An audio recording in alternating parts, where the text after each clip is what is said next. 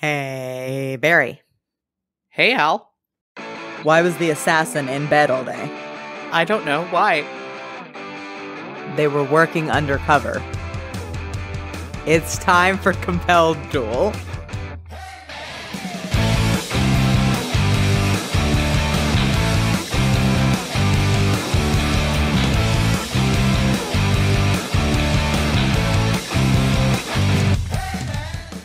Hello, everybody, and welcome back to Compelled Duel. I'm Al. And I'm Barry. And we are a single-player, co-DM'd D&D 5e actual play podcast. Previously on Compelled Duel. Tomas, what's the exact kind of follow-through that you're looking for here? The vote to allow the emergency Senate session went through. I decided to back down. You what? You've got enough political weight behind you now that you'll be able to make a solid case before the Senate. Solid enough to stop a formal war declaration, anyway. A desperate plea from an exiled prince is one thing, but the will of the rightful Archduke of Australia is quite another. Trust me, guys, from my experience, letting Leo go into a room full of big fancy politicians and make a speech is always enough to either start a war or stop one. I present to the Senate a future where people from both of our countries no longer have to suffer and die for the petty squabbles of frightened old men. Please think on it. Myself, Emperor Lucius Civilius, first in my name, and thus the Senate, recognize Leoril Valcynes as the effective head of the Australian state. Yes! I've been waiting to nail that Valcynes punk to the wall since Omegroth. And I can't think of anything fucking better than using his kid as the hammer. Why do we care about it being on the news? Because if the public at large knows, then so does Father. You remember what a disaster it was when Adana found us out. What it took to make that little problem go away? Leo manages to knock a couple papers off the desk then, I guess, and then just collapses against Zed's chest, sobbing. Zed holds you really close, really tight, and you feel Fee's hand close around yours as you just cry yourself out here.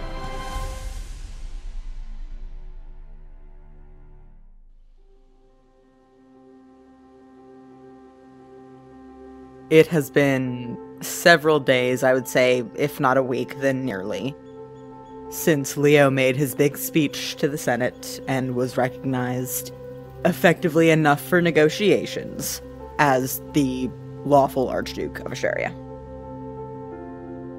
We find the lawful Archduke of Australia on his hands and his knees in the dirt of his aunt's garden.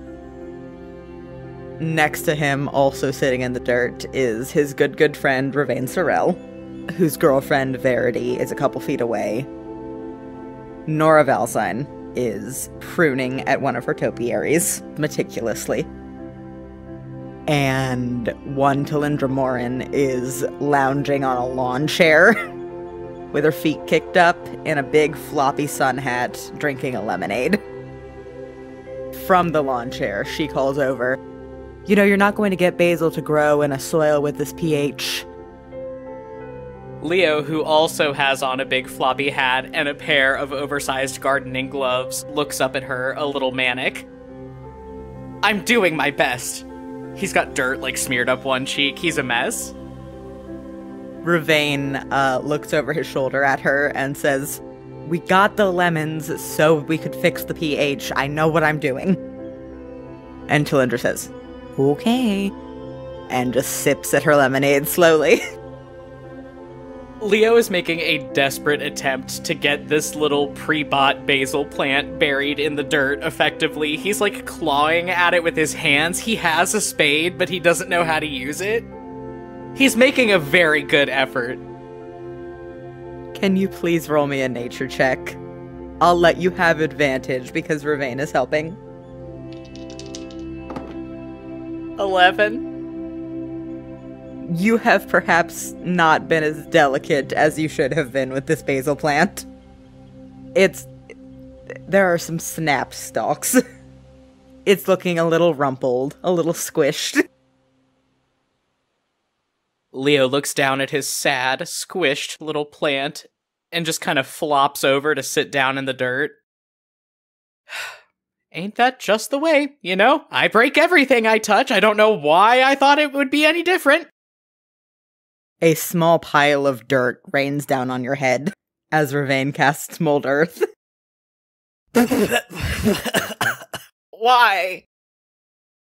Ravain, very calmly digging a hole where he's going to plant a bunch of flowers, says, "Negative reinforcement." Leo spits out another couple clods of dirt and goes back to digging a hole in the ground with his hands and grabs one of the packets of seeds that they just got at the farmer's market. Okay, so do I put the whole thing in, or... Verity, from behind you, casting Druidcraft on a bunch of marigolds, says, "Do 3, just in case one fails to germinate." Wait, nobody told me the plants had germs. Am I gonna get sick? From up on the back porch, you hear, "Wow. What am I looking at here?" Leo whips around to the source of the voice, his floppy hat going askew on his head. "I'm gardening." You see Zed and Fee both standing on the back porch. They both had gone over to the garage by the time you actually got out of bed this morning. And Fee kind of tilts her head to the side as Zed keeps squinting at you. And Fee says, "Why?" I'm so glad you asked. See, I've been coming to the swift conclusion over the past few days that if I just have to sit around and wait for the Senate meeting to, you know, feel like I'm doing anything, I'm going to go off my fucking rocker. So, the other day, I went downtown and I saw Auntie Nora's therapist. Isn't that right, Auntie Nora?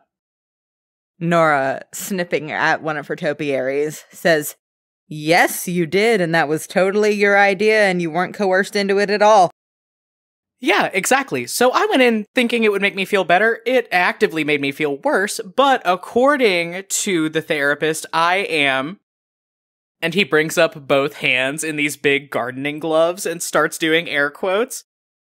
Suffering from a personality disorder and coming down off a manic episode and need to find a hobby where I create or nurture something to help me channel these negative feelings. So anyway, knitting reminds me of my mother, which makes me upset. I tried woodworking for a little bit, cut off the tip of my pinky, don't worry, it's fine now, I healed it. So... plants. There is a beat of silence. And then Verity says, "And we're helping." Yeah, and they're helping. So all in all, I feel like it's a good thing for me. You know, I get to channel things constructively. I get someone to talk to. You know, you're supposed to talk to them. It helps them grow. Leo hunches down on his hands and knees again, puts his face right up against the crushed basil plant, and goes, "Thrive, you little bastard. My entire sense of self-worth is hinging upon your success." Ravain, next to you, cringes a little bit and goes, "You're supposed to talk nicely to the plants. They need encouragement." Got it. Thank you for the note. Please thrive, you little bastard. Ravain says, "That's not... Know what? Actually, that's fine." From the porch, Fee says, "Well, I hate to cut a constructive coping mechanism short, but Kalessa's here." Leo looks up from where he is scooping dirt back into this hole he dug with his hands. Say what now? Yeah, a streetcar showed up from the embassy just a minute ago. She has something that she needs to discuss with both of us, apparently. Well, this should be good. Leo shells off both of his gardening gloves and takes his hat off. Ravain, watch my baby, please. Ravain sighs and says, "Can do." Leo's gonna jog up onto the porch and throw an arm around Zed's waist. Be proud of me. I'm doing the work. I'm getting better. Zed leans over and just kisses the top of your head and says, "I'm real proud of you, boss." From behind you, You hear Verity yell, haltingly. Leo, look, your plant's already doing better! He turns around to look.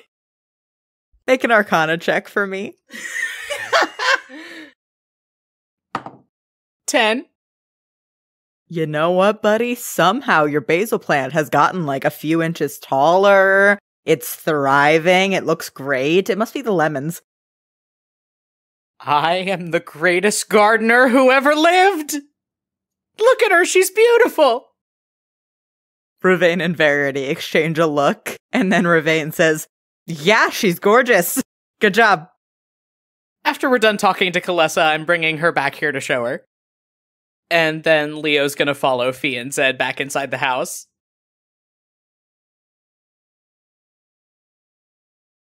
Fee, you, Zed, and your brother all make your way back into the house, up this long hallway from the backyard, and into your Aunt Nora's sitting room. Most of your party is out sort of pursuing their own devices. You know, a few of them have probably gone to the garage to do some work. But in this room right now, your Uncle Aaron is in a wingback chair leafing through a newspaper. Your cousin Lark is sitting on the floor next to the coffee table painting their nails. And one Lady Kalessa Petrus is sitting on one of the sofas, twiddling her thumbs in her lap. This big cabinet-like broadcasting machine up against one wall of the room is turned on, the crystal in the top pulsing and glowing. And through the speakers, you hear the tinny, familiar voice of Senator Maximus Grey River. Look, Claudia, all I'm saying is that why should we, as a nation more than capable of defending ourselves, put our fate in the hands of an archduke with no crown, no control over his military, and no real seat of power, to keep us safe from a clear and present danger? There's a quick, efficient solution to all of this in the fact that many of my colleagues in the Senate are too busy clutching their pearls over the moral implications of it doesn't negate the facts. Your Uncle Aaron emphatically turns another page in his newspaper and goes, Lark, turn that crap off. Lark puts their nail polish down and hops up to go turn this machine off, and right behind you through the door of the sitting room, Eleanora Ashthorne kind of hip bumps you to the side as she comes in with a serving tray full of a teapot and several cups of tea. She starts putting them down in front of people, one for Lark, one for your uncle, a couple for you and Leo, and then hands one to Kalessa, who kind of smiles softly and squeezes her arm and goes, "Thanks, babe." She looks up at you, Leo, and Zed, who just walked in, and kind of raises an eyebrow. "Wow, Leo, I know I say this a lot, but you look like shit. You've got dirt in your ears." Next to you, you watch Leo's ears of their own accord sort of shake and ruffle to get the dirt off them. He's gardening. It's a whole thing. If he's gonna move over and sit down next to Kalessa. Kalessa waits for Leo and Zed to sit down on the sofa opposite you two. Fee waits until Eleanora's back is turned and then looks at Kalessa and mouths, "Babe," incredulously. Also checking to make sure that Eleanora's back is still turned, she reaches out and pinches at your arm super hard. But then she reaches into the folds of this very nice traveling cloak she has on over her dress and pulls out 2 envelopes, one of which she hands to you and one of which she hands to Leo. Anyway, apparently I've been demoted to courier at this point. These are for you. Oh, good. Mail. Fee opens the envelope. By the way, how are you here? I thought, steep consequences, everybody being fucked, all that. Yeah, well, that's the thing. My dad sent me. Go ahead and take a look at what's inside that envelope before you ask any more questions. Fee does so.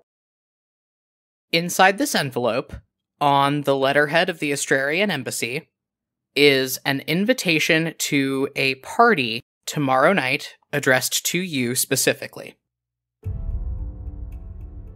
Leo also opens his envelope, pulls out an identical invitation, and frowns down at it. What the hell? So this definitely smells like a trap, right? Everyone, yes?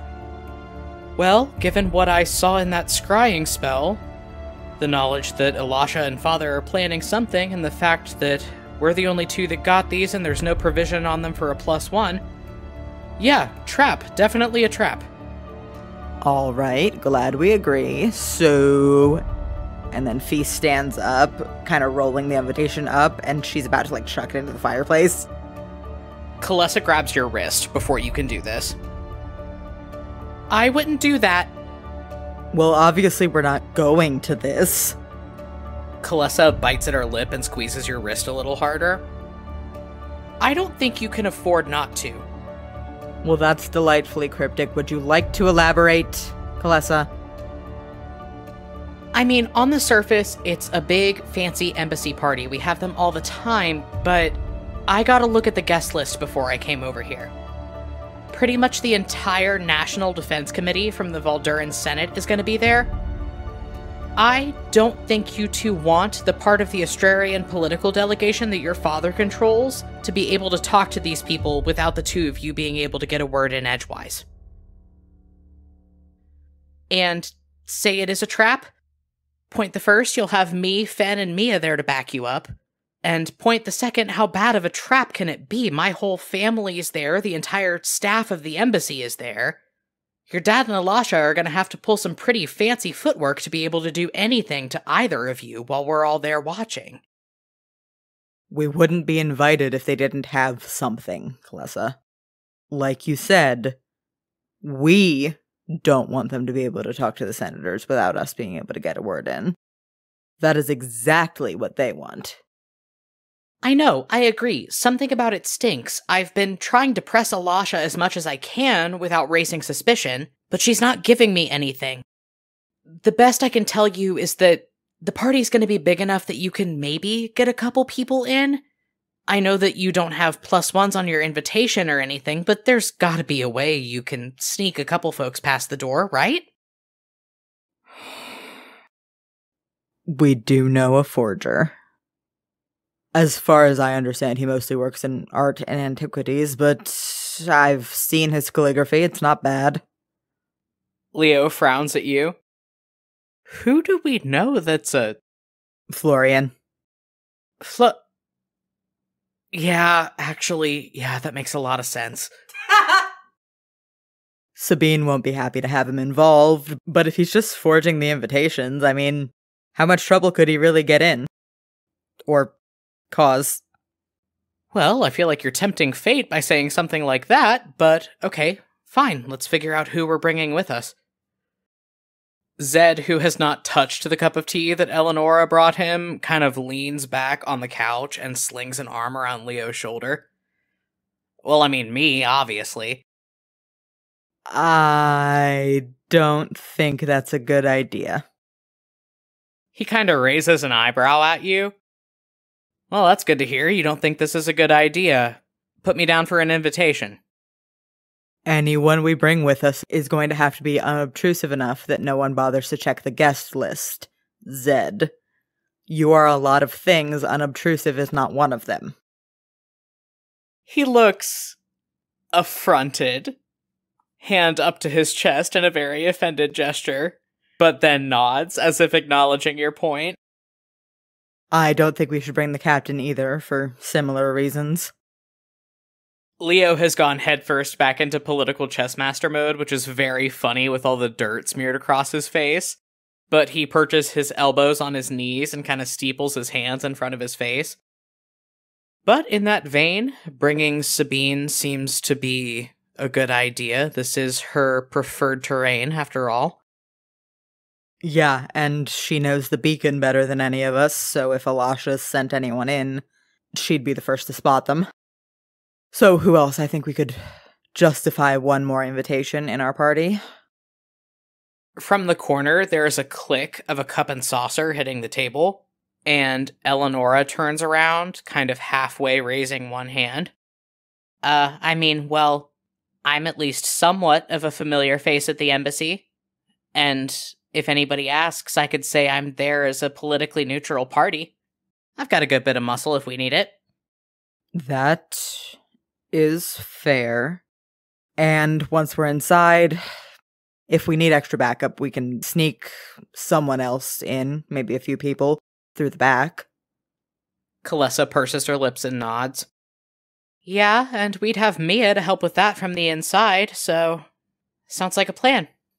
I think as long as we're all aware that we're walking into something that is designed to fuck us over, we've got a fighting chance at beating it. We've done it before. Yeah. Yeah, we have.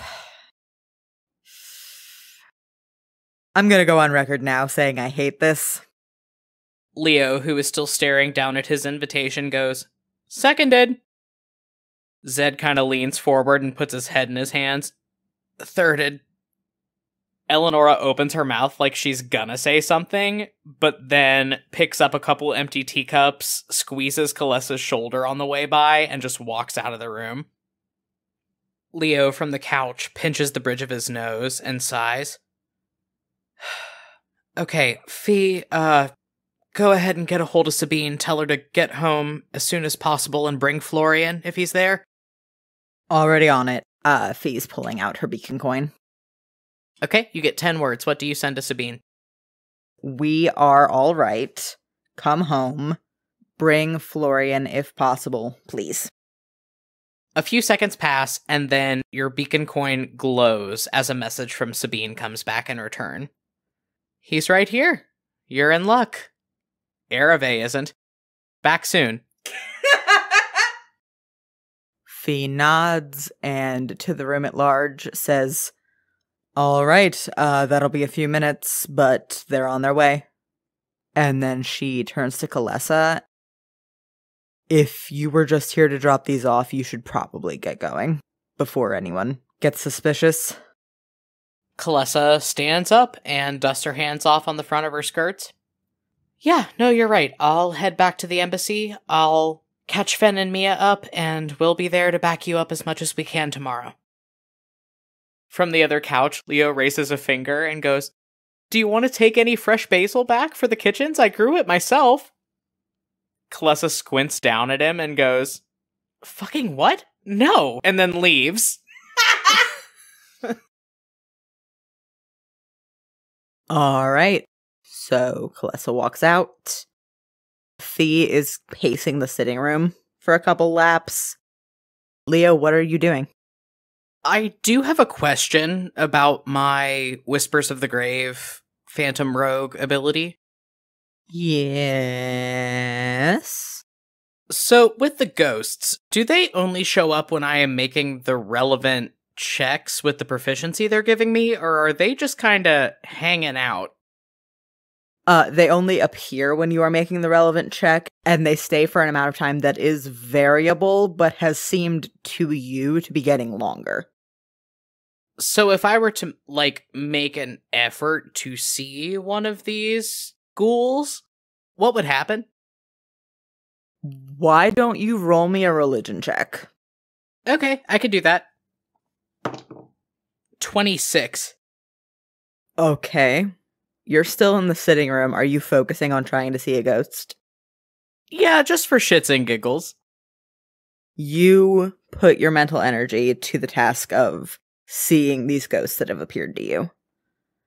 The edges of your vision go weird and kind of blurry and dim. And after a moment, you realize that is because there are figures on the edges of your vision. More than two. You have no way of counting how many. But you can see hands reaching just barely into your peripheral vision. So yes, if you concentrate, you can see ghosts. Leo screws his eyes shut and shakes his head super hard.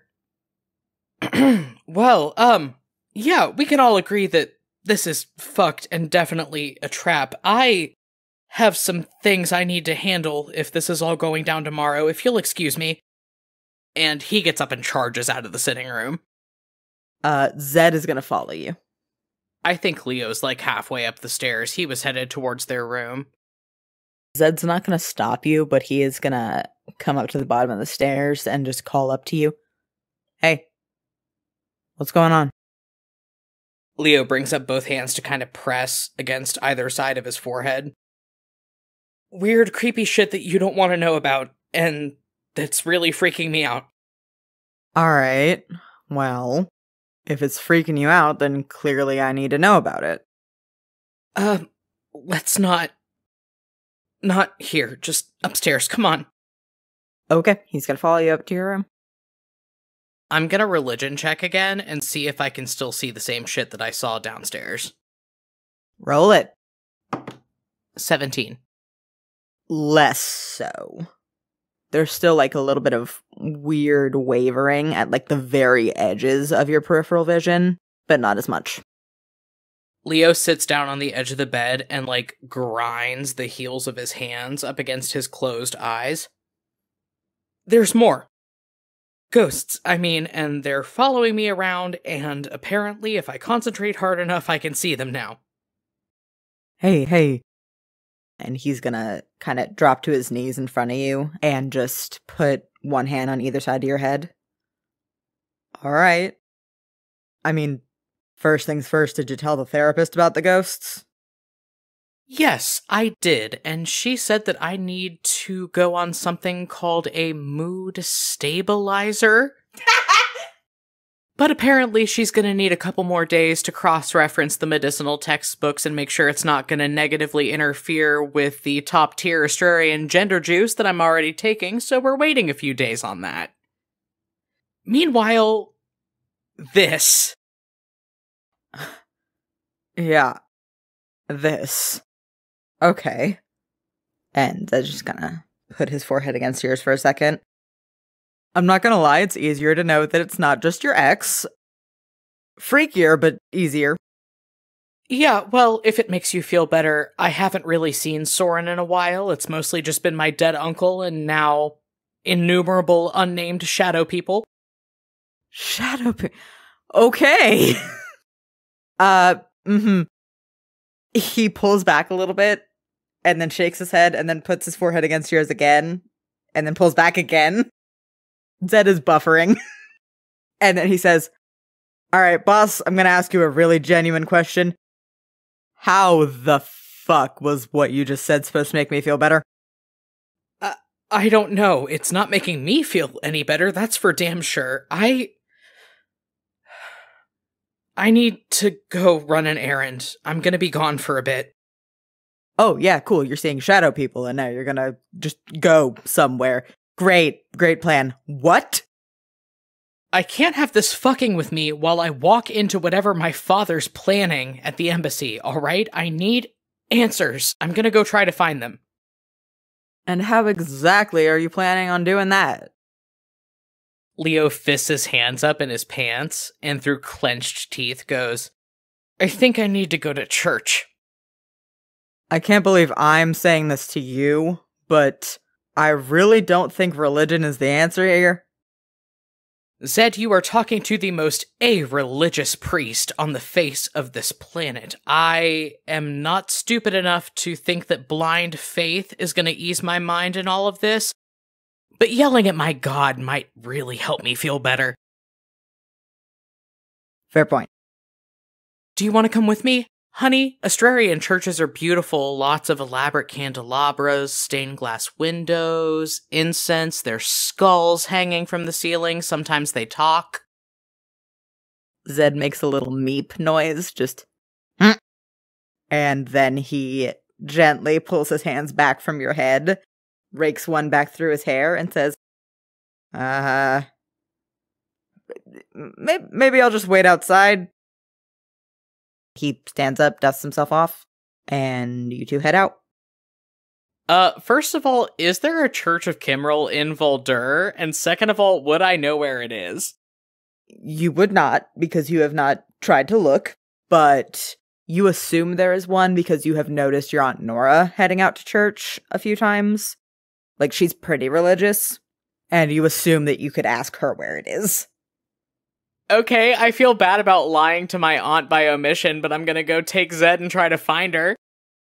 You find her in her study, as she often is. You get the feeling that, like, it's very much her space when she needs a second. You find her painting what looks to be a landscape. Leo makes a good faith effort to put on a very happy, jovial expression and leans in around the doorway. Auntie Nora, hi. I was just gonna take Zed to church. Do you mind giving me directions? Roll performance. Okay. 19. Your Aunt Nora is absorbed in her painting. She does not notice that anything's up. She just says, yeah, it's on the corner of 5th and Amethyst. If you don't know where that is off the top of your head, Aaron can just give you a map. Have fun. I am so sure we will. Come on, Zed, let's go. And we head out. Roll me a survival check with advantage. 16. You manage to find the one, big Astrarian church in Volder. You can tell which building it is. It stands out. It's got a lot of big stained glass panels. You see that someone has, graffiti tagged the sides and the front of it. Yeah, Leo's gonna walk up to the front door and then turn over to Zed.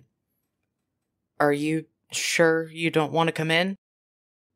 I mean, if not, it's fine, and you're not gonna catch me of all people proselytizing. But now that I'm at least somewhat officially the Archduke, this all sort of... And he waves down at himself. Comes with the territory. You might learn something. I'm not gonna lie to you and say I'm interested. But... And then he kind of reaches out and grabs your hand. I'll come in with you for moral support. But if a skull talks to me, I'm fucking out. Well, you gotta ask a priest real nice to make something like that happen. You could probably just post up in one of the back pews and wait for me to get done. Will do. And he walks in with you. The stained glass in here is, gorgeous. It's not what you are used to, having grown up attending the main chapel in Valental. But it's pretty nice. There's a lot of representations of, Kimmerlite saints and such. You know, people that worked, great miracles, things that you can't do with your cleric spells, like raising people from the dead with something more powerful than a revivify, making huge weather events happen, stuff like that. It's not regular service hours, so it is pretty empty in here. Okay, I'm just gonna look for a member of the clergy around here that looks like they're in charge of something. Yeah, sure. You see, an old priest dusting off something on the pulpit. You can tell he's kind of a senior member of the church because he's got a veil going on, but it's, thrown back over his face because only the Hierophant wears it in front. And he's got the signature knife that is the holy symbol of all priests of Kimmerl stuck in his belt. Leo's gonna walk up to this guy and wait for him to be done with whatever he's doing, and then sort of wave. Hi there, sorry to disturb you, brother. You said this, I assume, in common. He responds in Elvish, rapid fire. Brother Garrick, what can I do for you? Leo's gonna zap Kimmerl's blade out of his bracer and kind of offhandedly wave it at this guy. From, one priest to another, I'm just looking for a secluded and sacred space to have a few words with the big guy, if you know what I mean. This guy looks up at you and his eyes go extremely wide. You watch him recognize you, and you watch him look at Kimmerl's blade, and his eyes get wider. Certainly, Your Highness.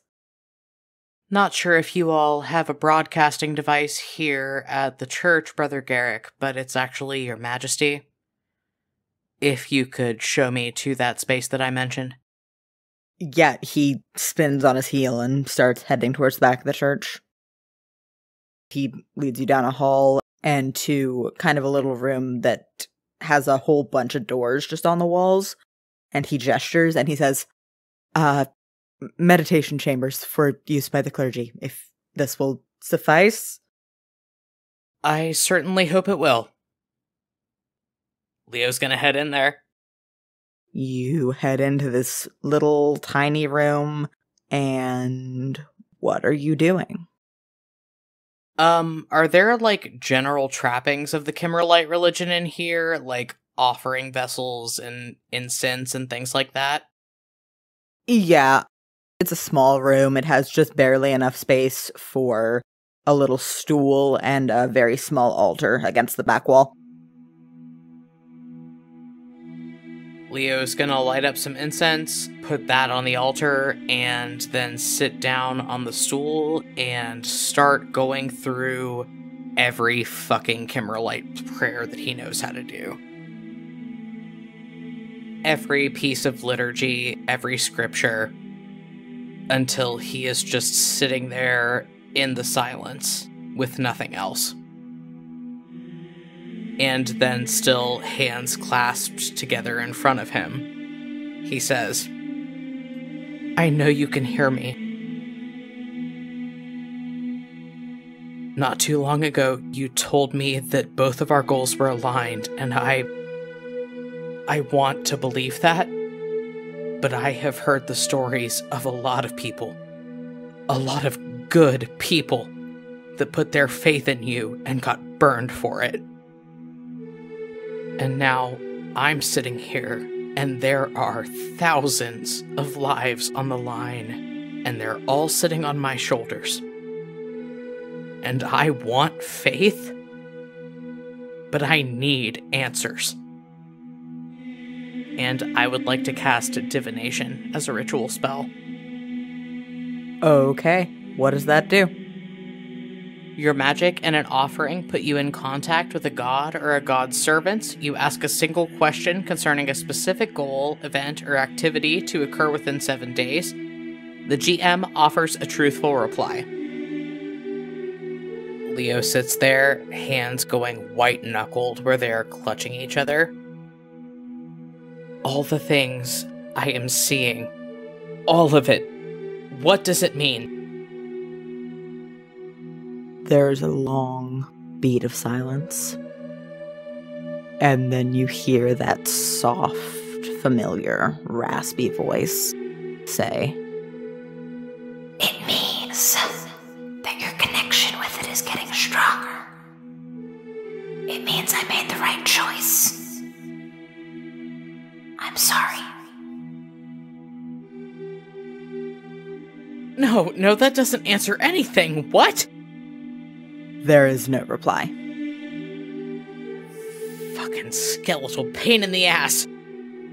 Leo's gonna knock over a candelabra or something on his way out of the room, and then storm off past Zed and out of the church without waiting for anything else. Zed hurries on out after you. Hey, did that not go well, or? Is there, like, a bottle or a piece of breakable trash that I can scoop up and throw against a wall? Yeah, you find a liquor bottle, just empty on the ground. Cool, I bean it into the nearest flat surface. Okay, you do that with the musical sound of breaking glass. Zed, behind you, goes, "Whoa!" Leo watches this bottle shatter across the pavement, and then turns around, grabs Zed by the face, and pulls him in and kisses him super hard. Zed kisses you back for a moment, and then pulls back with a pop, and says, Hey, as much as I enjoy kissing you, boss, are you okay? I'm fantastic. And I am done putting my faith in people that don't know what that faith is worth. Take me home. Zed takes you home. And, Leo, you have received your 10th cleric level. Oh, well, isn't that great for me? Fee, the following evening finds you standing in your little makeshift war room at the Tony's garage. You, Leo, Sabine, and Eleonora are all dressed for a party. And the rest of your party, save for Fen, Kalessa, and Mia, are all sort of milling about, looking like they're waiting for something to do. The captain looks the most nervous out of anybody. He is just pacing the length of this room, hands behind his back. After he turns on his heel for the umpteenth time, he looks up at you and goes, "Are you sure there's no way I can go with you?" And then from the table you hear a sharp, "Shh! I'm working!" Florian Javaris is hunched, gremlin-like, over the surface of this table, with yours and Leo's invitations splayed out in front of him, and then a big leather folio of calligraphy pens and various inks rolled out behind them. He is currently squinting down at a little square of paper that he has taped to the table, and supremely frustrated, he shakes out the tip of his pen and goes, "Kimrel's bones, Sabine, where did you get this cardstock? Fucking Kenku's? This is ass!" And he rips the project he's been working on up from the table, tosses it aside, and pulls out a new piece of cardstock to start over. Fee turns to the captain and says, "Well, given how difficult forging invitations is, apparently, yes, I'm sure. If we need you, we'll find a way to sneak you through the kitchens." Meanwhile, your cousin Adra, down at the other end of the table, is sort of cracking her knuckles and looking down over the spread of maps across this table. "So, what, we're all just supposed to sit here and wait for orders while the four of you go into the lion's den?" Adra, if you have a better plan, I'd love to hear it. I don't. It's just that I want to. Look, we all know this is a trap. We all know something's going to go wrong. But the way I see it, we've protected ourselves as best we can against it. The four of us are all formidable forces in our own right, and if we need more backup, then yes, I think the most helpful thing that any of you can do is stand by. Damn it! Adra wheels around the edge of this table up to you and throws her arms around your waist. Oh, we're hugging. We're hugging now. We're hugging now, just let it happen. Yep. Fee hesitantly hugs her back. Your cousin Lark, from where they were sitting next to Adra, kind of pushes their chair back from the table and loops you and Leo into a big group hug and pats you both on the back. "Well, if anybody can upset devious political machinations, I think it's you two." And you and Leo both have a D10 of bardic inspiration. From the table, Florian Javaris goes, "This is all very touching. Ereve, I need the light at a 45-degree angle, please." Ereve, who has been hovering around all of you with a lantern, kind of pivots to the side a little bit and holds it up a little higher. And Florian, droplets of sweat running down behind his big round sunglasses, goes, "Okay, and Eleonora's invitation done! Take it away from me! Somebody blow on it!" Fee's gonna grab the invitation and do a gust cantrip at it. "Supremely useful! Sabine, you're up next!" He pulls another piece of cardstock down, tapes it to the table, and gets to work. Fee, in the hand that isn't holding this forged invitation, you feel another hand reach down and twine its fingers in between yours.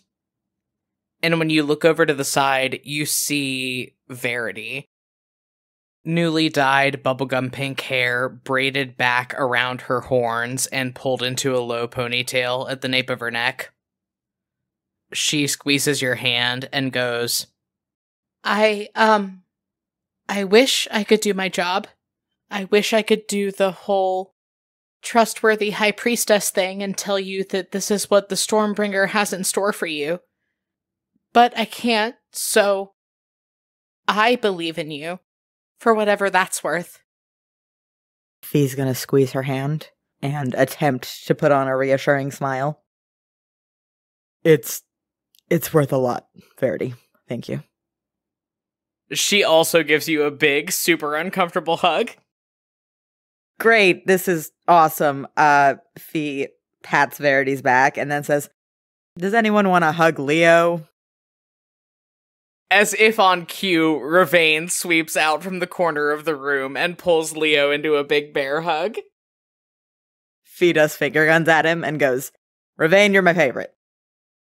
Oh yeah, I'm everyone's favorite at this point. I'm the only fucking person in this party that makes sense anymore. Fair point, that's a fair point, yep. From the table, Florian, with a big flourish of his hand, goes, and Sabine's is done! Gust cantrip, Fee, please! Fee, presumably still wrapped in a hug by Verity, does a gust cantrip on cue. He slumps back in his chair and kind of pulls his big floppy hat down over his eyes. Art styles are easy. You just have to learn the basic vibe of it all. Handwriting? Handwriting is a bitch. You all owe me so big.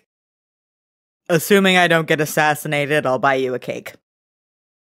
He kind of pushes his sunglasses down on the bridge of his nose and wiggles his eyebrows over at Ereve, who's standing on the other side of the table. Or, more preferably, there's this wonderful little bistro downtown. I would love a gift certificate for a dinner for two. Fee also looks at Ereve and then smirks and says, yeah, I think I could arrange that. You see Ereve's jaw twitch, and she reaches over and yanks Florian's hat down over his face, but then looks between the two of you and goes, fair enough. Leo kind of glances over both of these forged invitations before handing them out to Eleonora and Sabine, respectively. Okay, well, I guess we're doing this. I guess we are. Does anyone else want to say it's a bad idea?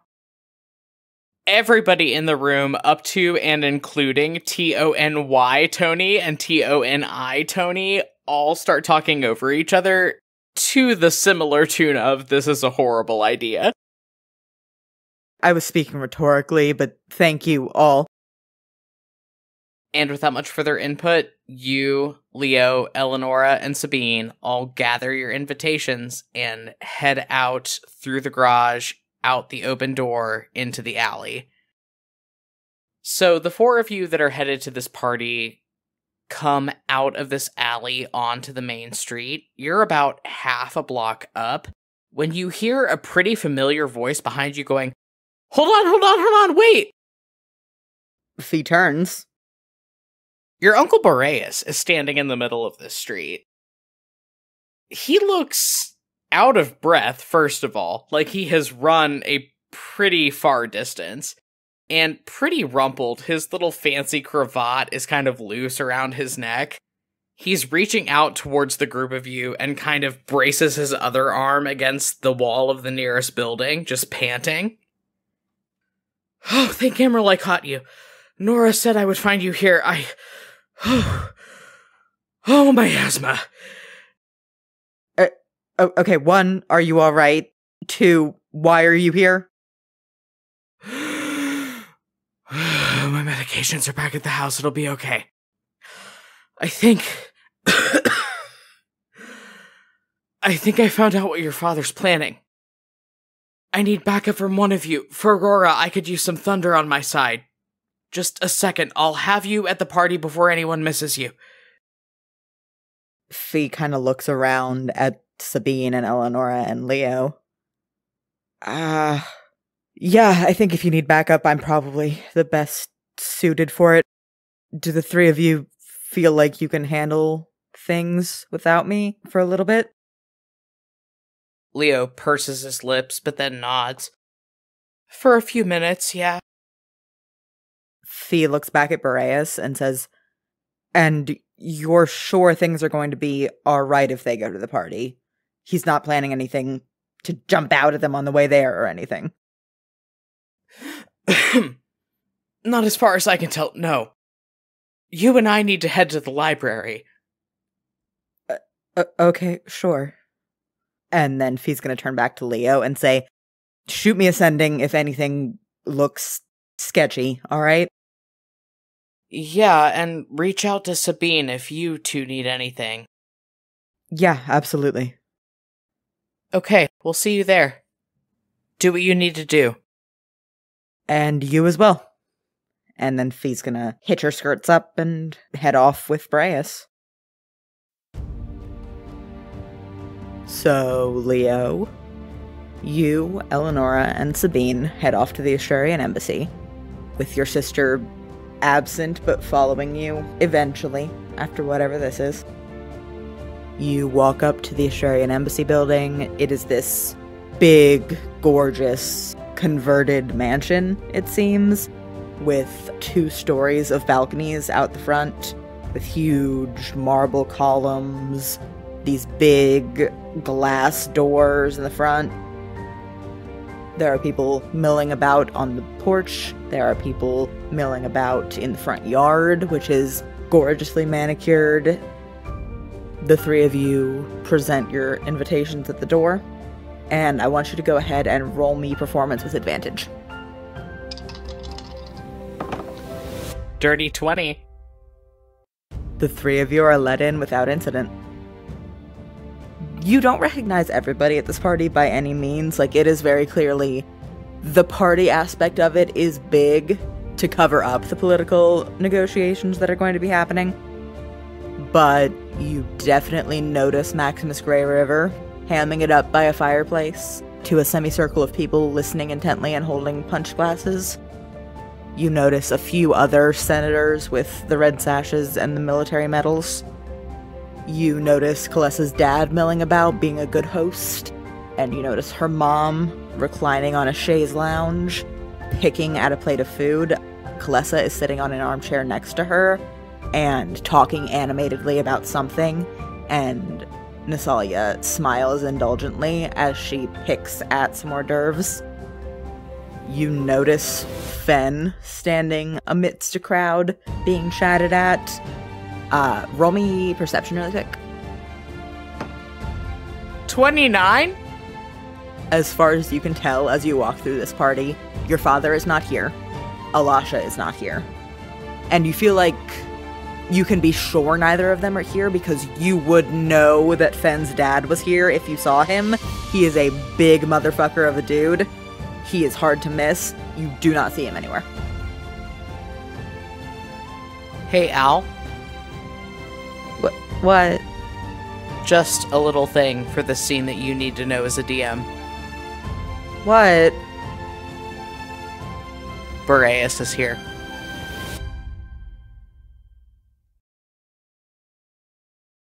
Huh. Okay. Well, since you rolled a 29 to perception, Leo, the character, knows that Boreas is here. And given that, he is going to frown, pat Eleonora on the back, and then make a beeline for Boreas. Hey, what the hell? Boreas is in a circle of his book club friends, somehow still managing to look stuffy as he shoves a canapé in his mouth hole, and around a mouth of puff pastry and what appears to be mushroom. He says, "More." What? Where's Fee? He pauses, swallows, and then says, "What do you mean, where's Fee? Wouldn't you know where your sister is better than I do?" Given that I saw her walk off with you a couple minutes ago, no. Boreas blinks, shakes his head, looks at a wine glass in his free hand, and goes, "Now, Leoril, I am admittedly a bit tipsy, but to my knowledge, I have been here for the last half hour." So you didn't come by the garage, you didn't... What garage? Motherfucker. Leo storms back out the front door onto one of the balconies, zaps Kimrel's blade out of its bracer, and tries to kind of hide it under his outfit, and sends a sending spell to Fee. You need to get the fuck out of there. Whoever you're with, it's not Boreas. You get a response back from your sister almost instantly. What are you talking about? And Fee, we cut back to you. You are following your uncle down this twisting maze of Volduran streets towards the city center, towards where you know the library is. He's not saying much as he leads you, but he does have a very tight grip on your upper arm, pulling you along behind him. Fee tries to, kind of shake her arm out of the grip, and when it doesn't work, she says, Uncle Breas, you're squeezing my arm a little tight. Oh, my apologies, sorry. The grip does loosen a little bit, but does not leave entirely. He is still ushering you up the street towards the library. You two get to the front of this big, gorgeous academic building, and he starts kind of tugging you up the steps behind him when you feel the ping of a sending spell go off inside your head. And echoing with an urgency you have never heard before against the inside of your skull, you hear your brother's voice. You need to get the fuck out of there. Whoever you're with, it's not Boreas. Fee pauses and looks at her uncle and then sends back, What are you talking about? Your uncle pauses a few steps above you and turns back around, kind of frowning at you. Come on, there's a file in the genealogical records in the library that we really need to look at. And how exactly are genealogical records relevant to whatever my father is planning with this party? That's not something I feel comfortable discussing out where people can hear us, Phirora. Let's just go. You want to get to that party, right? If he's gonna cast a witch bolt at him.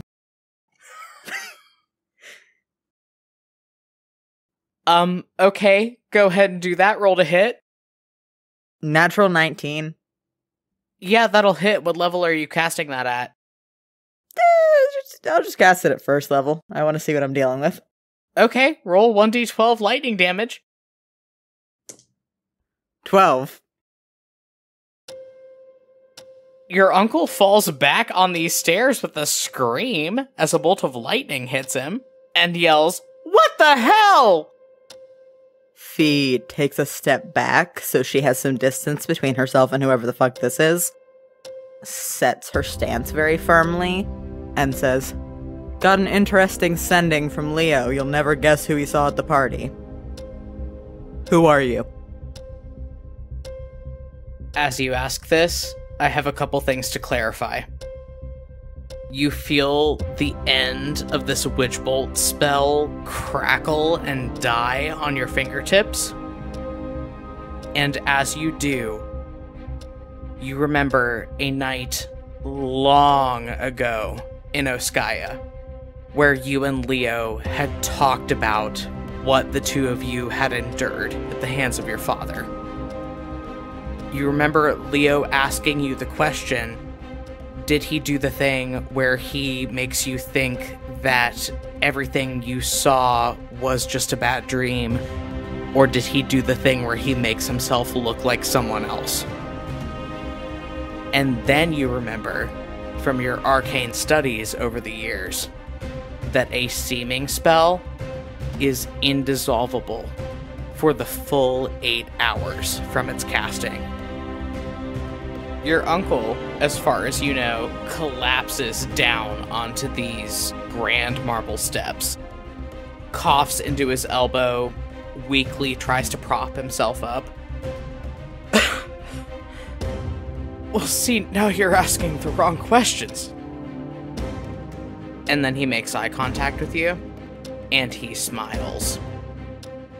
And Fee, you feel something visceral and primal and fearful at the nape of your neck, because your Uncle Boreas is smiling in a way that is wrong, but familiar.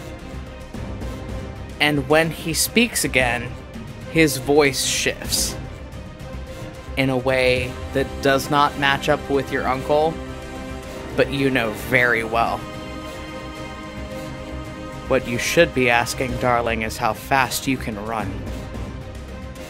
I don't think you're gonna make it there in time. Tick, tock, tick, tock. Fee takes another step back, I think just shocked, and then takes a deep breath, steadies herself, and says, "As usual, Father, you underestimate me." And she casts haste on herself. Okay, so your AC increases by 2, your speed doubles, you get an extra action on each turn. What are you doing? Well, since I get an extra action, what I'm gonna do is I'm going to burn both actions on each turn to dash, which means that I'm moving 180 feet every 6 seconds. For the folks at home, that means Fee is moving faster than Zed right now. As you absolutely sprint away, buoyed by your magic, this person on the steps that has your uncle's face but speaks with your father's voice says, "Time's a-wasting, darling." Leo, after you get this sending back from your sister, what are you doing? Pacing nervously on the front porch for a little while, but then going back inside and hoping that she's on her way. As soon as you go back inside, you run into Sabine. She grabs you by the arm in like a vice grip and says, "Leo, step outside with me for a moment." Yeah, was just about to find you and ask you to do the same thing with me. Let's go. You step out onto the porch, and Sabine drags you into a corner and hisses, "Fee just sent me a message. She says, get out." How interesting, since I just fired off a sending to her that said pretty much the exact same thing. Have you seen real Boreas in the party yet? What? Yeah, my uncle's here. Whoever grabbed Fee at the garage, it wasn't him. Sabine looks very afraid. Okay, no one else could have sent a message on her beacon coin, not on this short notice. So she's okay. If she's telling us to get out, then she's not the one in danger. We're in danger. Leo looks over the railing into the yard, and then back into the party through the window, and purses his lips. You and Eleonora keep your distance. I'm figuring out what's going on here. Sabine's hand tightens around your arm, and she says, "We all need to get out of here, Leo." Okay, and given Fee's absence, who is going to pull Kalessa and Fen out of this house kicking and screaming, Sabine, you or me?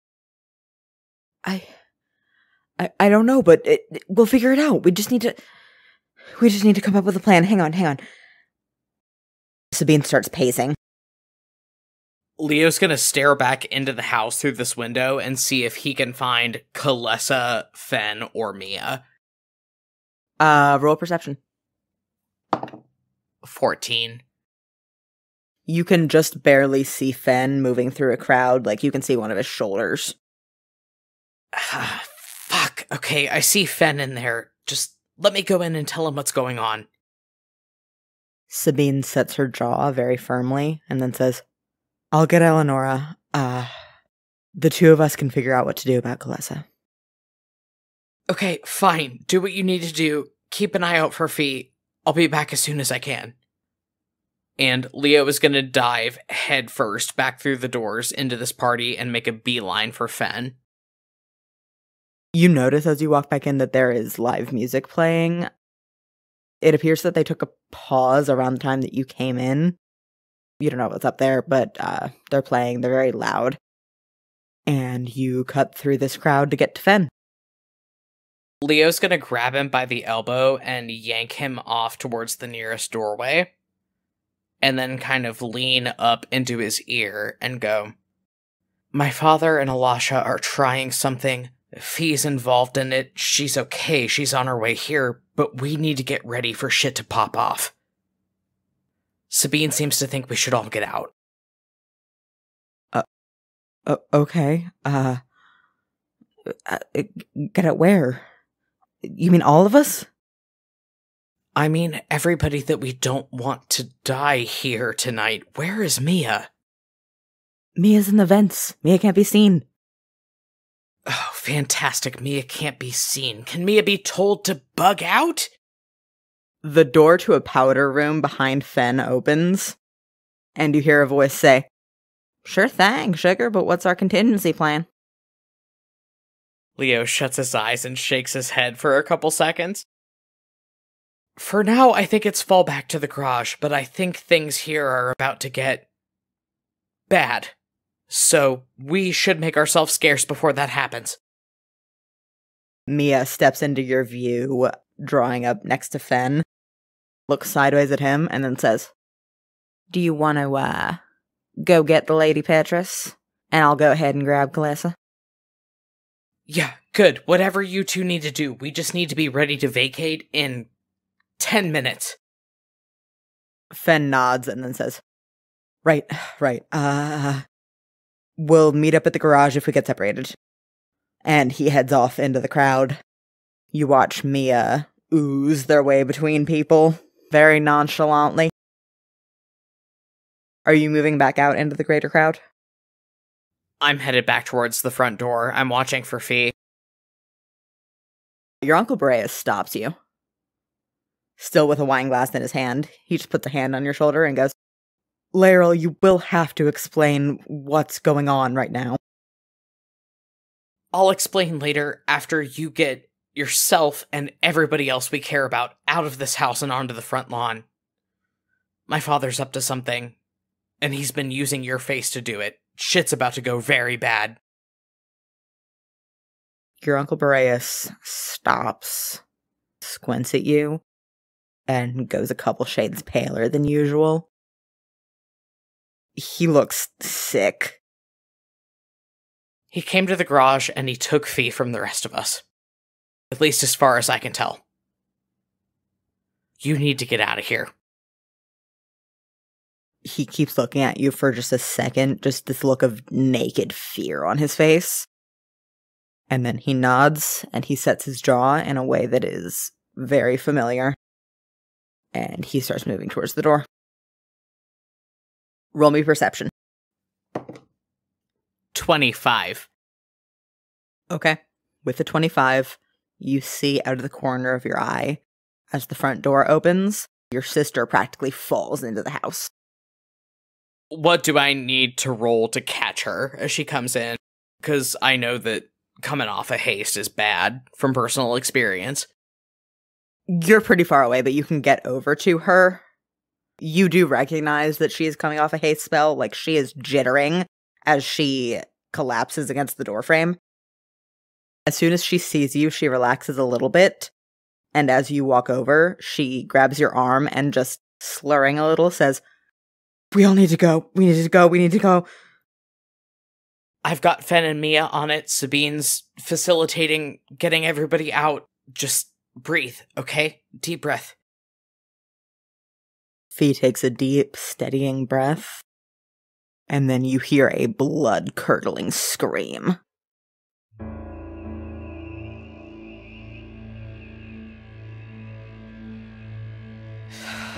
Shit. I run towards it. You head up the stairs towards where you heard the scream. A few people are heading up. They're kind of crushing past you on the stairs. And as you, in this crowd, head up there, when you're about halfway down the hall, you feel a hand close around your elbow, and Mia Sandus has appeared out of the crowd. Leo leans over next to their ear. This better not have been you. They give you a disgusted look and say, Obviously not. But if you want to do what you came here to do, you better not go in there. What the hell are you talking about? Mia grimaces, and then you hear another scream, and this time you recognize it as Kalessa's voice. Oh no, there is nothing that is capable of keeping Leo from going in there. He's gonna shove people out of the way and run. Roll perception as you get in this door, just to see how much of the scene you process. 15. You open this door, and the first thing you see is Ambassador Eamon Petrus, who was a fixture in your childhood as pretty much your father's closest friend, and your best friend's father, lying dead on the floor. What? Yeah, you saw him right before you went outside to fire off a sending to Fee. Just making the rounds, being a good host. He is wearing the same formal robes he was. He is immediately recognizable, and so is the pool of blue, softly luminescent blood spread out around him.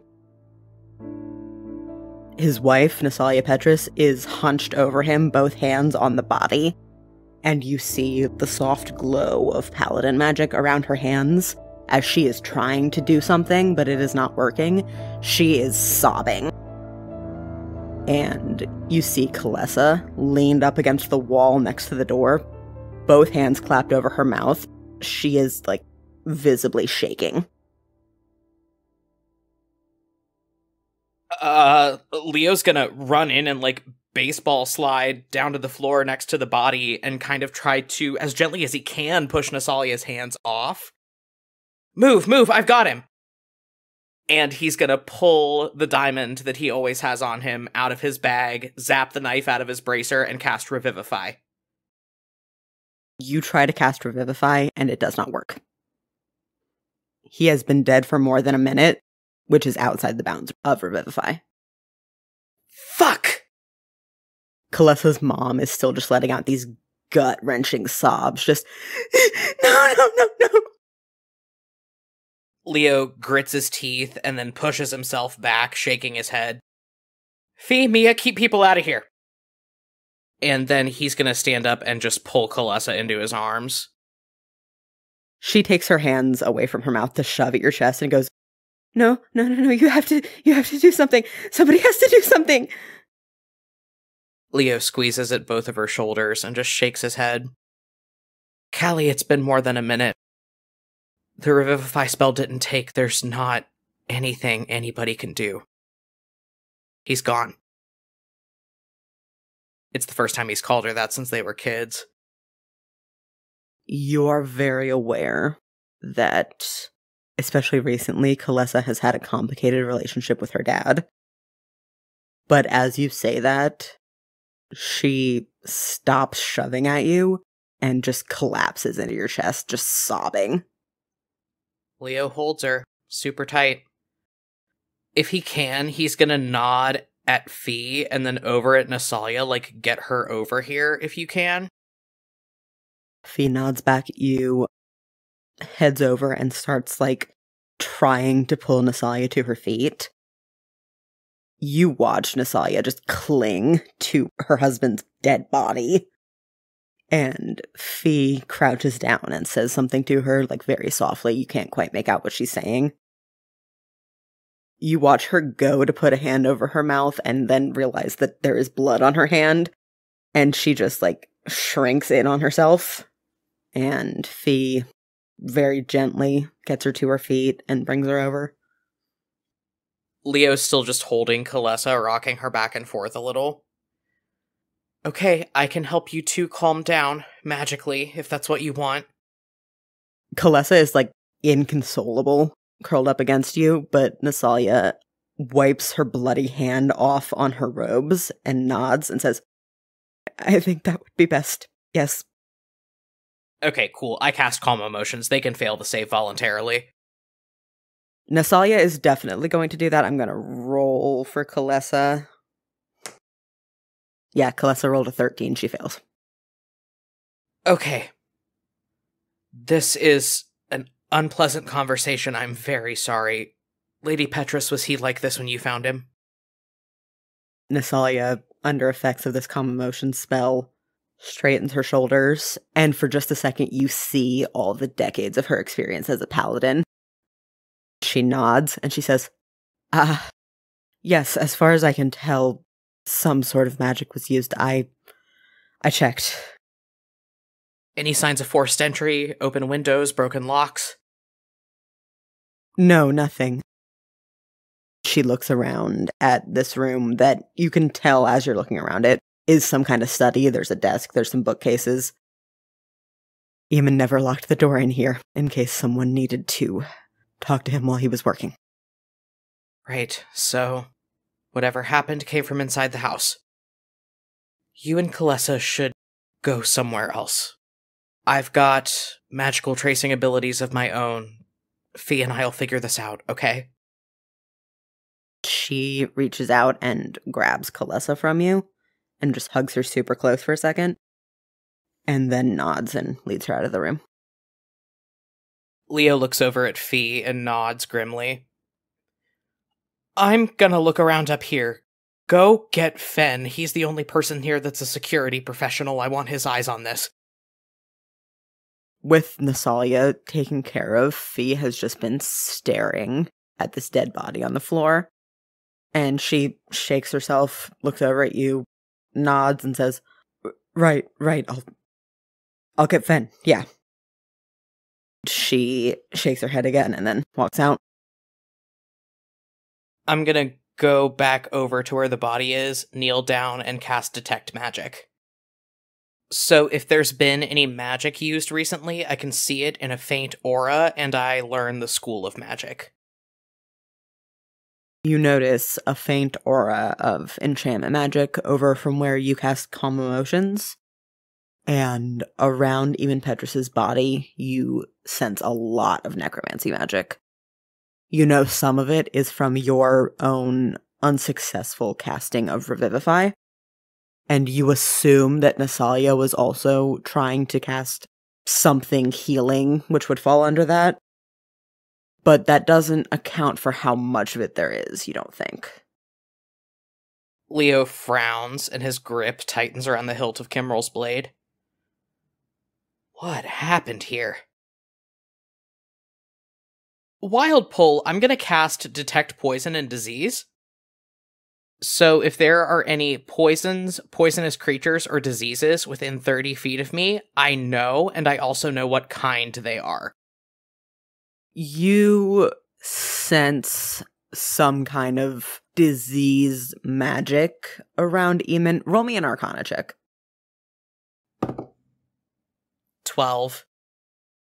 You can infer that some sort of necromancy spell that causes disease was cast here. You cannot narrow it down beyond that. This is fucked up. Leo's just in this room with this dead body talking to himself. He stands up and starts pacing. Okay, necromancy magic, but he was poisoned. What does that? Contagion, but that would take days to kill you. Ray of sickness? Maybe? And then there's the stab wound, but that just feels like overkill at this point. As you're saying that to yourself, Fee and Fen both walk in. Fen looks around, scrubs a hand down his face, and goes, Well, shit. Yeah, Fen, try to process this as quickly as possible. I just need confirmation that whatever happened here came from inside the house. So check the doors, check the windows. Yeah, sure. And he goes over to the windows. Fee kind of sidles up next to you. All right. While he's doing that, what are you thinking? I'm thinking this reeks like father. I see where you're coming from, and I'm inclined to agree, but I just don't know how he could do this. Father doesn't exactly have a lot of friends. Ambassador Petrus was it. And Uncle Val was his brother. Just take it from someone who's talked to the old man pretty recently, Fee. There's not a lot a person won't do after they've convinced themselves that they're bearing the burden of the greater good. As you're saying this, people are continuing to push in from the doorway. And Fen, over by the windows, says, Hey, can I get everybody to clear out so I can see what's going on here? There's a beat as people are all chattering over each other. And then Mia steps out from around the doorway, smiles very sweetly, and says, "Y'all heard the man. Go on, get!" Roll me a whiz save. 16. That doesn't do it. Let me roll for Fee. Nah. Okay, so you, along with this crowd, as Mia so eloquently said, go on, get. You are frightened of Mia for the next minute. You cannot move closer to them. Well, getting out of the room would require me to move closer to them, so I guess I'm just going up against the back wall. As this crowd starts rushing out the door, they sidestep and also gesture you out. Leo gives them a weird look, but then grabs Fee and pulls her out the door and down the stairs. Fee, you are following your brother down this grand marble hallway towards the stairs. I would like you to roll perception. I love when you ask me to roll perception. 4, but it's a 14 because of reliable talent. As you make your way past one of the many closed doors lining this hallway, you hear gut-wrenching sobs from inside. You recognize the voice as Kalessa's pretty easily. And then another voice that you are able to recognize as Eleonora's says, "Kalessa, sweetheart, look at me. It is okay for you to mourn your dad despite the shitty things that he did because he loved you. Trust me, I get it." Kalessa sniffles and goes, "No, I need to go out there. I need to help. This is all my fault. I need to..." Eleonora cuts her off. "You need to stay here with me. Leo and Fee are handling it. We need to trust them." Leo pauses outside this door alongside you. You can tell that he has picked up on what's going on the other side as well. But he just clenches his jaw, shakes his head, and yanks you along. Eleanor's got it. Fee will give Kalessa a hug later. She's gonna follow Leo. The two of you head down the stairs and back into the party, which is still in full swing. The people that did not hear the screaming and the tumult from upstairs are still just going through their evening like nothing is going on. People are laughing, dancing, drinking. On one side of this big ballroom, you see Sabine sort of leaned up against the wall with a glass of punch in her hand. She catches your eye, Fee, as you walk in. Fee makes eye contact with her, raises an eyebrow. I would like you to roll insight with advantage. That is a 10 exactly. Sabine has a very complex look on her face that you can't quite figure out. This party is still hopping, people are still moving back and forth across the dance floor.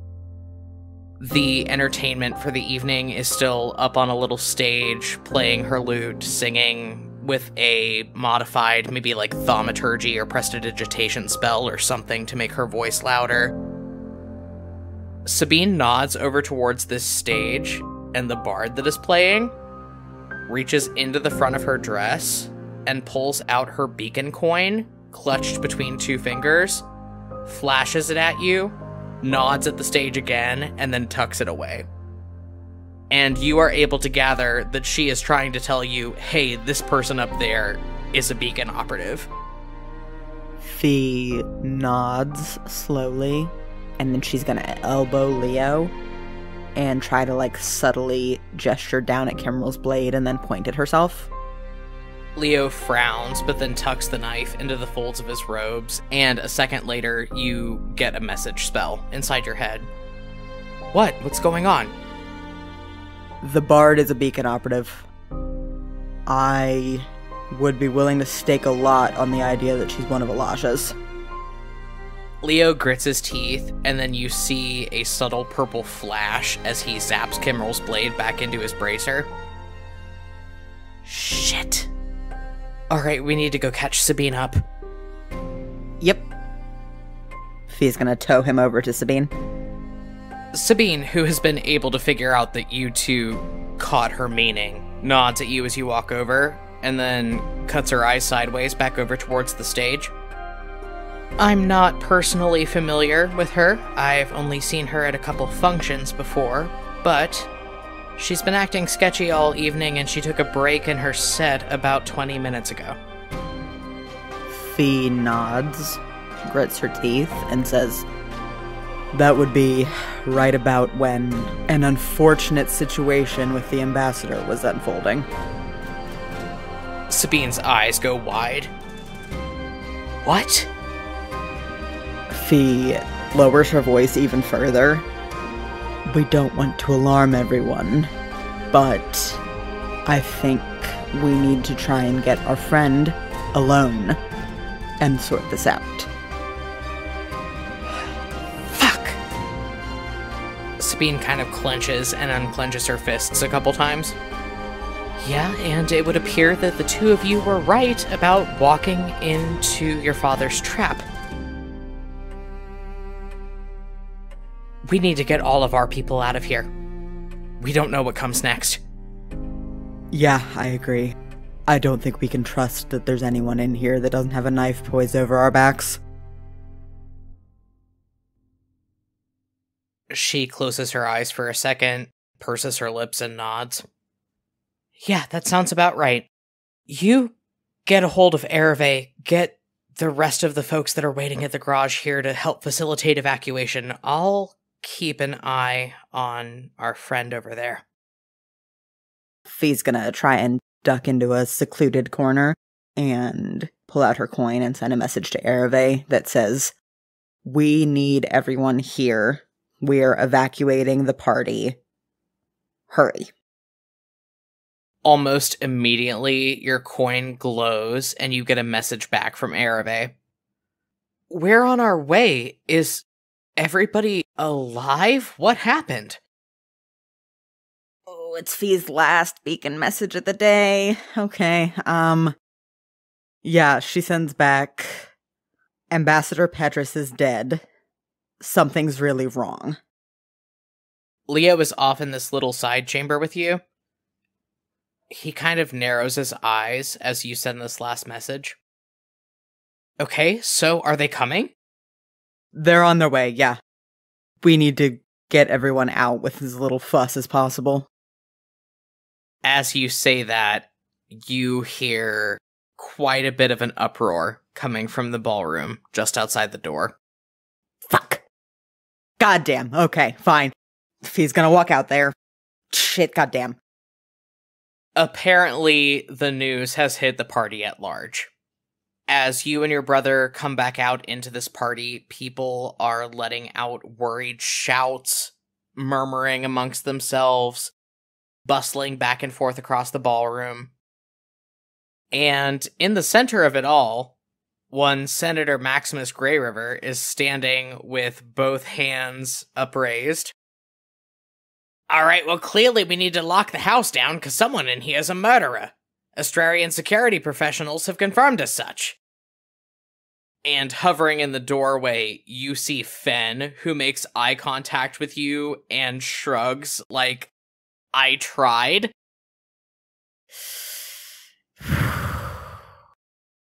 Fee grimaces and then says, loud enough to be heard over the crowd, "It's being handled, Senator Greyriver.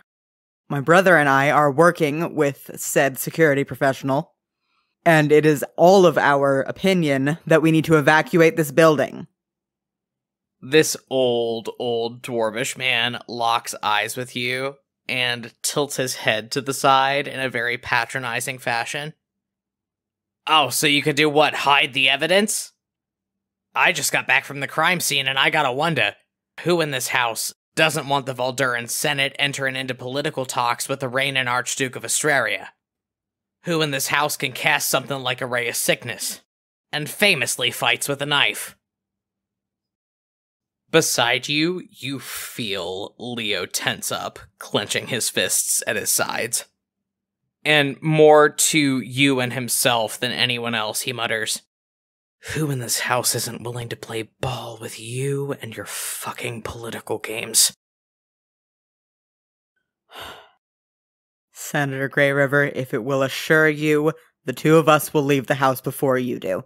But we all need to leave. He raises an eyebrow at the two of you. "Sounds like the sentiment of someone who's pretty desperate to make an escape, kid." And then, Fee, you feel the psychic static of a message cantrip coming into your mind. And Sabine's voice says, "She just dipped out the side door. I think she's heading for the basement. We need to move." Fee shakes her head and says, "You know what? Believe what you want." And then she grabs Leo's hand and she heads towards the side door. As you leave, you hear Maximus Grey River shouting to the security detail of all of the Volduran senators that came here tonight. "All right, lock down the house. Nobody comes in, nobody goes out." And you and Leo book it out this side door into the hallway. There's an access door to the kitchens that Sabine is hanging out of, frantically waving at you.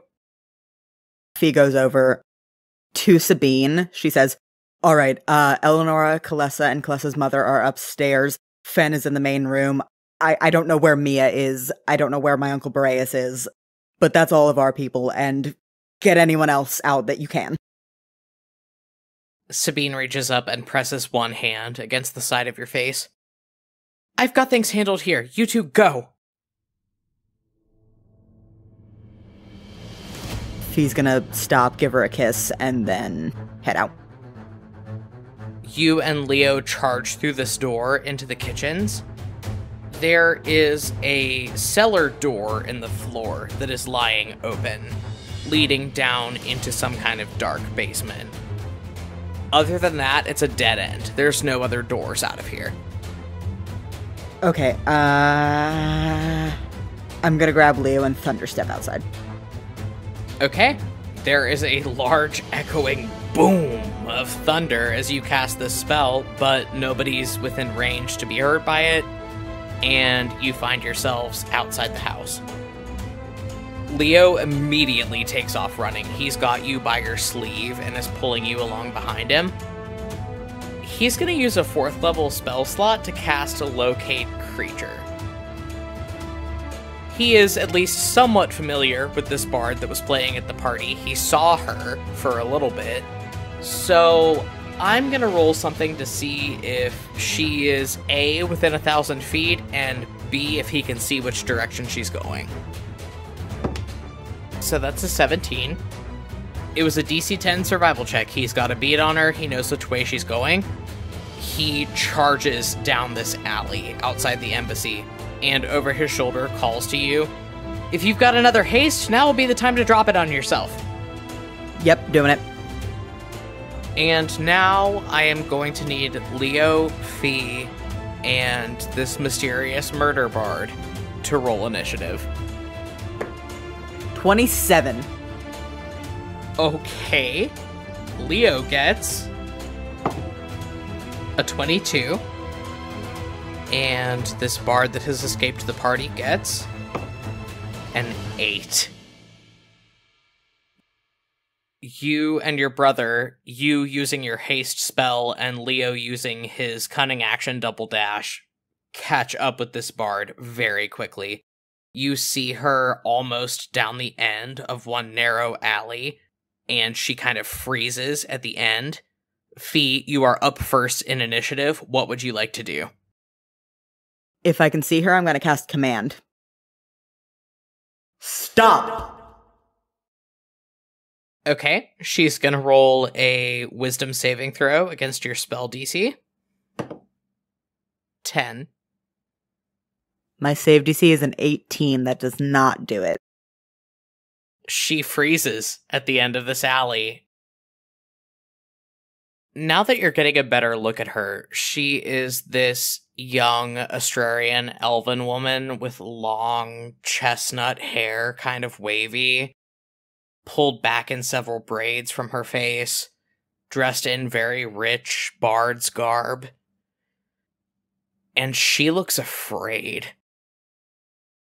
And Leo is up next.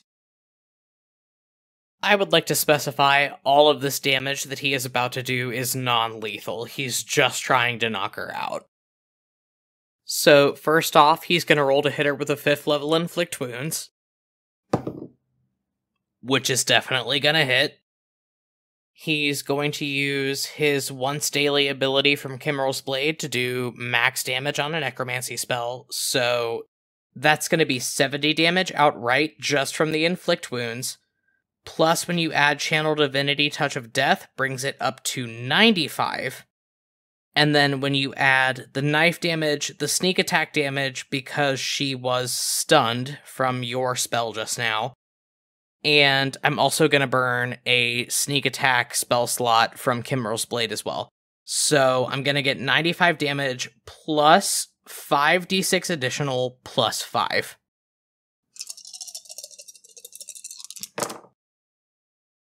So the total for all of that is 118, which will knock her unconscious. So since it's non-lethal damage, I'm just going to say that Leo pistol whips her real good with Kimmerl's Blade. Just right to the back of the head. She crumples to the cobblestones and looks up at both of you, flickering in and out of consciousness. You're both too late. And then she passes out. Fee looks over at Leo and says, "Shoot off ascending to somebody that's back at the house, now!" Yeah, I don't like this. He spins his knife around his finger, and you see it glow as he fires off a sending spell. Something bad's gonna happen. Run. What about... We'll come back! Run! Okay, he takes off after you. This bard, beacon operative, murderer, whatever you want to call her, did not get super far from the house. You could make it back to her unconscious body pretty easily. But you and Leo crash back through the main gate of the Australian embassy to utter pandemonium. A lot of the partygoers have since been evacuated onto the front lawn, and you see many of your party who you left on standby at the garage kind of hovering around, trying to facilitate further evacuation. Kalessa is hovering in the corner of these big privacy hedges around the embassy, just with a 1,000-yard stare out ahead of her with a blanket wrapped around her shoulders. On one side of her, Eleonora is petting her hair down, trying to talk her through all of this trauma. Across the courtyard, you hear the sound of a door bursting open, and Ereve rushes out with half a dozen or so people that she just ushers off into the yard. Right behind her, you see Zed herd some more people out and then spot you over by the gate and just make a beeline over for Leo, who he pulls into a hug. Fee's gonna give them a little space and make a beeline over to Sabine or the captain, whoever's closest. You don't see the captain, he's not out here. Sabine is holding the front gate open and trying to usher partygoers out into the street. She looks over at you, wide-eyed, panicked, and goes, "Did you do what you needed to do?" More or less. We knocked her out. How many people are still inside? Several, but I've got the most persuasive person any of us know on the job. And then the captain, with 5 or 6 more people in tow, comes charging out the front door. Fee's gonna run over and get him in a hug. He gets an arm braced across your back and pulls you in super tight. It's pandemonium in there, lass. You know, you'd think that if you walk into a group of people and you say, hey, get out, your life depends on it. But no. Political implications and plausible deniability. Yeah, you'd think. Are you okay? You're standing there, locked in this embrace with the captain. You look around and see every other person in your party kind of hanging out around this front lawn. And then off to the side, almost unnoticeable, you hear Kalessa mutter, wait, where's my mom?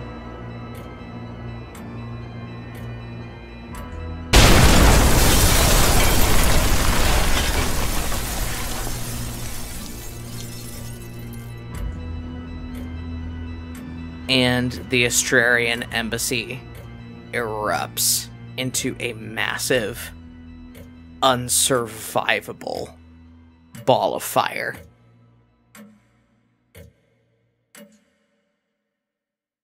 What? And that's where we're gonna end for this week. Huh? Yeah, this sucks. What the fuck are you talking about? It done exploded. And we'll find out more about this next time On Compelled Duel?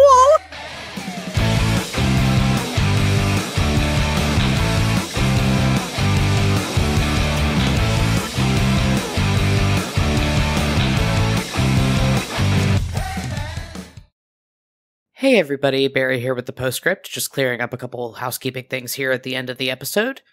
As always, I'm going to go ahead and plug our social medias. You can find us on Twitter, Tumblr, and TikTok at Compelled Duel.